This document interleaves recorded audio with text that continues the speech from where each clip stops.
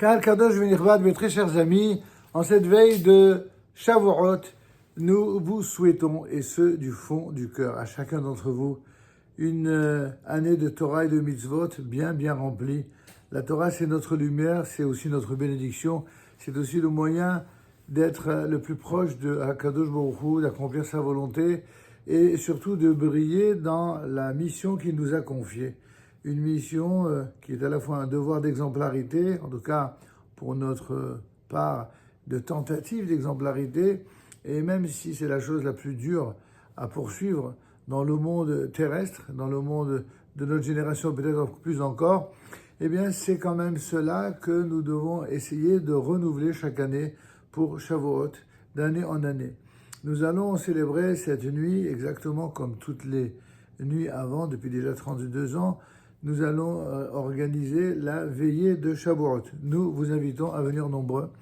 Tout d'abord, nous nous retrouvons à 19h pour la première partie de la tefila, de la prière, avec quelques usages bien ancrés chez nous ici, qui consistent à faire après la prière et avant Arvit, de réciter un certain nombre de textes traditionnels, des Piyutim, des Hazarot et des 613 commandements. Nous allons faire cela également l'après-midi, chacune des journées, chacun des après-midi de Shavuot. Et bien entendu, en ce qui concerne la nuit de Shavuot, nous nous retrouvons à 23h30 pour le début de la veillée, qui va durer à peu près jusqu'à 4h du matin.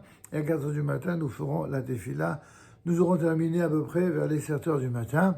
Et vous pourrez ici vous reposer pour manger tranquillement 5 ou 6 heures après et revenir après pour étudier.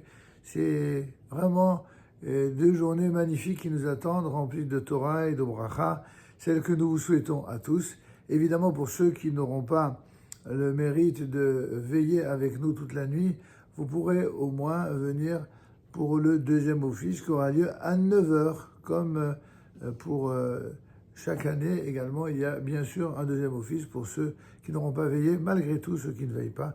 Au moins, avant de vous coucher, essayez de prendre un livre en hébreu, en français, peu importe, mais de marquer le coup et d'essayer de vous endormir mitor d'ivrei Torah.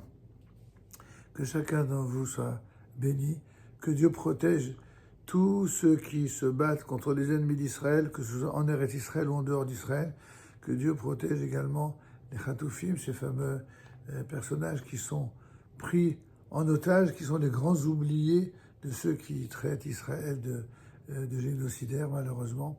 Il faut que nous acceptions de subir dans notre génération ce qu'en fait le peuple d'Israël a subi pendant des siècles et des siècles.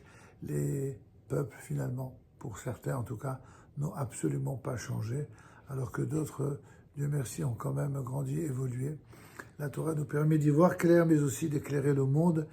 Je vous invite évidemment à le faire. Donc à ce soir, 19h, et également à 23h30 pour la veillée. Venez le plus nombreux possible et venez porter haut et fort votre amour de la Torah pour le bien de vos familles et de la communauté, du clan d'Israël et de l'humanité.